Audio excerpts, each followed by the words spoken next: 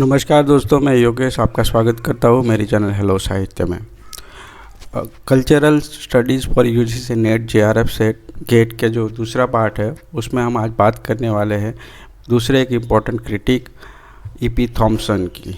तो पहले हम जान लेते हैं कि कल्चर क्या है। तो कस्टम्स, आइडियाज़, बिलीव्स एक्सेट्रा जो है ऑफ अ पर्टिकुलर सोसाइटी या कंट्री या स्टेट हो उसको हम कल्चर कहेंगे। किसी समाज, देश आदि की प्रथाएं, विचारधाराएं, विश्वास, संस्कृति को हम कल्चर जनरली कहते हैं। जनरली कल्चर को भी डिफाइन करना है तो culture can be defined as all the ways of life including arts, beliefs and institution of a population that are pass down from generation to generation. एक generation से दूसरी जनरेशन जब culture pass किया जाता है, culture has been called the way of life for an entire society. तो इसे short में हम कह सकते हैं कि culture is the way of life. As such, it includes codes of manners, race, language, religion, rituals, arts, सब कुछ इसमें आ जाता है।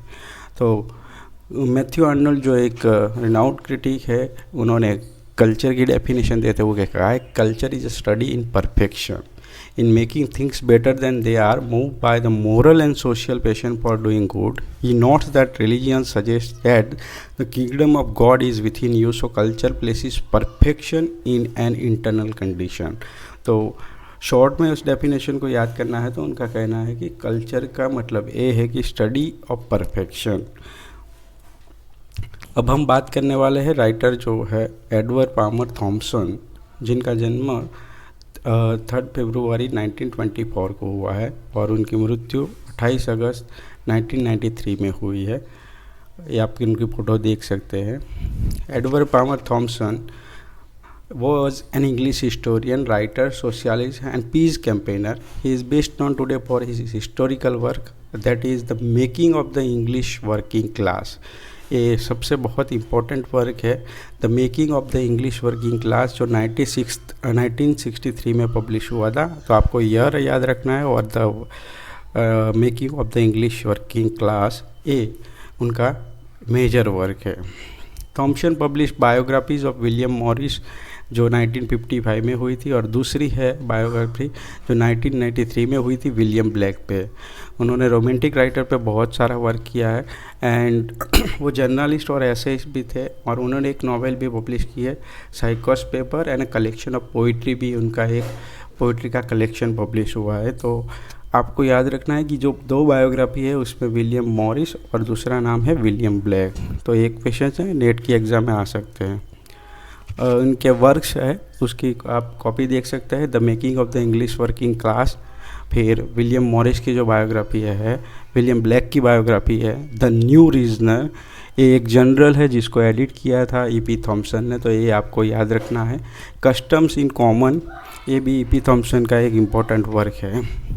Thompson was one of the greatest principal intellectual of the Communist Party of Great Britain. तो वो communist party की ideology में believe करते थे। Although he left the party in 1956 due to its suppression of an open debate over the Soviet invasion of Hungary, he nevertheless remained a historian in the Marxist tradition. तो हम उसे Marxist tradition में एक important critic है वो consider कर सकते हैं।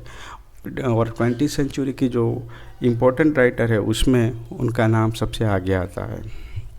अब जो हमने बताया कि the making of the English working class, ये उनकी बहुत ही इम्पोर्टेंट बुक है और उसमें थॉम्सन ने क्या बात की है, तो Thompson played a key role in the first New Left in Britain in the late 1950s.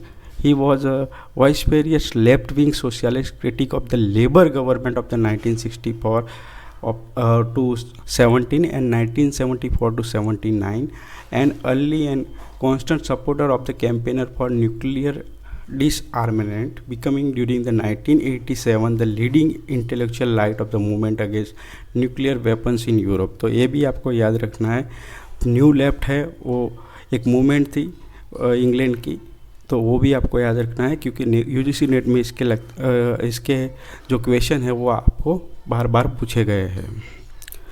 तो आपको जो मैंने बताया कि the making of the English working class जो पब्लिश हुआ ईयर है वो 1963 है एंड उस वक्त वो यूनिवर्सिटी ऑफ लीड्स में काम कर रहे थे। ये उनकी 800 पेजेस की बुक है और सोशल हिस्ट्री में ये बहुत ही इम्पोर्टेंट डॉक्यूमेंट माना जाता है। और इसमें उन्होंने जो ऑर्डिनरी कल्चर है, पर्टिकुलरली जो वर्किंग क्लास है, उनको हमेशा इग्नोर किया गया है ऐसा कहा है।